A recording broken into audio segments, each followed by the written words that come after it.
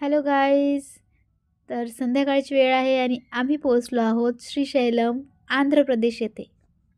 संध्याकाळ असल्यामुळे एवढी काही गर्दी तरी इथे जाणवत नाही आहे.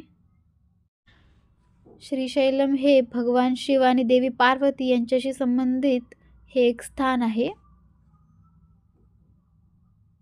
इथे एवढे सुंदर सुंदर झाडे लावलेली होती आणि पिक्चरसुद्धा तिरुपती बालाजी, श्रीशैलम. वाव. कुमार कार्तिकेय रागावून निघून गेला. त्यानंतर पार्वती आणि शंकराने त्याला भेटण्यासाठी श्रीशैल्य पर्वतावर प्रवास केला. त्याला आत्ताचे आपण श्रीशैलम असे म्हणतो.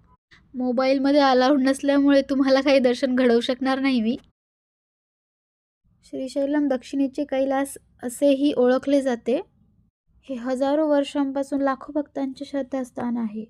इथे खूप सुंदर अशा प्रकारे दीप प्रज्वलन केलेले आहे. श्रीशैलम हे हजारो वर्षांपासून लाखो भक्तांचे श्रद्धास्थान आहे. या मंदिराच्या दर्शनाने अश्वमेध यज्ञ एवढे पुण्य मिळते असे मानले जाते. तर रात्रीची वेळ आहे आणि आता आमचे दर्शन झालेले आहे. So bye guys.